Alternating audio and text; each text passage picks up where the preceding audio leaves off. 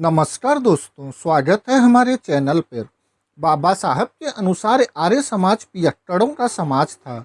ब्राह्मण ग्रंथ इस बात के सबूत हैं कि उनकी स्त्रियां भी दारू पीती थी। ब्राह्मणियां तक शराब पीने की आदी थी। इसी कारण उनके सबसे महत्वपूर्ण धार्मिक काम यानी यज्ञ में दारू की भरमार रहती थी। यज्ञ के दौरान नशा करना अनिवार्य होता था, क्योंकि बिना नशा किए यज्ञ में किए जाने वाले कुकर्म कोई साधारण आदमी कर ही नहीं सकता था। आर्य समाज के लोग अनेकों प्रकार की शराब पीते थे। ब्राह्मण ऋषि पुलत्स्य ने अलग अलग चीजों से बनी 12 प्रकार की शराब का उल्लेख किया है, जो कि ये रही। ब्राह्मण ग्रंथों के यज्ञ में सोमरस नामक शराब पीने की महिमा बहुत गाई गई है। उनका कोई भी यज्ञ सोमरस पिए बिना नहीं हो सकता था। सोमरस की इतनी मान्यता या इज्जत थी कि ऋग्वेद के अनेकों सूक्त अर्थात अध्याय सोम नामक शराब की महिमा गाने के लिए लिखे गए हैं। शराब को धार्मिक रंग देने के लिए सोम नामक एक देवता भी गढ़ा गया। ऋग्वेद काल यानी ब्राह्मणों के सतयुग काल में सोम का तीसरा स्थान था। पहले नंबर पर इंद्र तथा दूसरे नंबर पर वरुण होता था। यह दोनों भी पक्के पियक्कड़ थे। सवाल पैदा होता है कि यज्ञ में सोमरस क्यों पिया जाता था।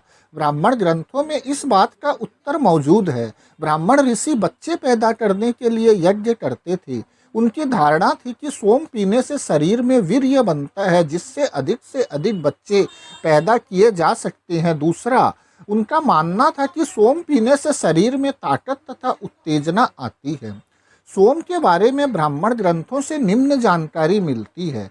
सोमवल्लरी वह पौधा जिसे कूट कर निकाले गए रस में सोमरस नामक नशीला पदार्थ या शराब बनाई जाती थी।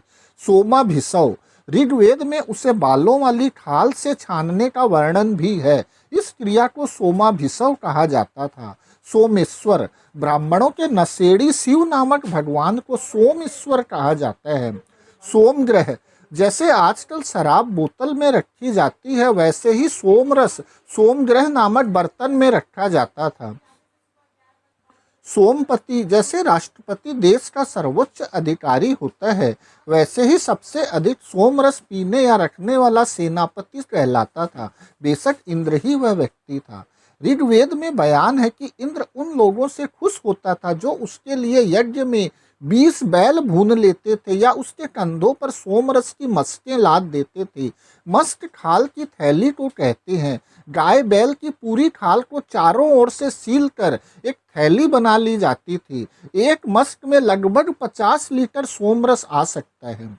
सोमापिथिन व सोमपाथिन जैसे शराब पीने वाला शराबी होता है, वैसे ही सोमरस पीने वाला सोमपिथिन तथा पीने वाली सोमपाथिन कहलाती है।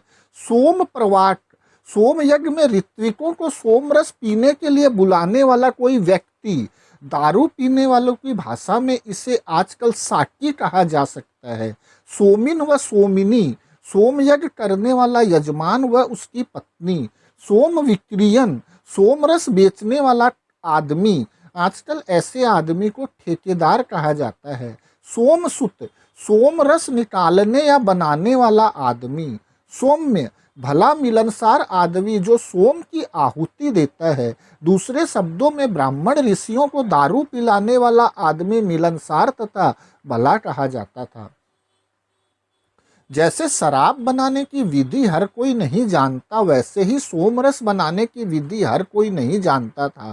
पहले पहल केवल इंद्र जैसे देव ही सोम पीते थे। बाद में ब्राह्मण ऋषियों को भी हिस्सा मिलने लग गया।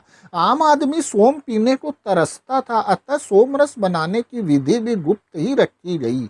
यहाँ तक कि ब्राह्मणी ग्रंथों से भी इसकी विधि छिपा कर रखी गई। इतना जरूर है कि सोम को भांग की तरह कूट कर बनाया जाता था तथा भेड़ या किसी अन्य बालों वाले जानवर की खाल में छाना जाता था। खैर, जैसे भी बनाते हो, सोमरस नशीला पदार्थ था जिसे पीकर आर्य ऋषि मस्त हो जाते थे तथा फिर मस्ती में अपना काम पूरा करते थे।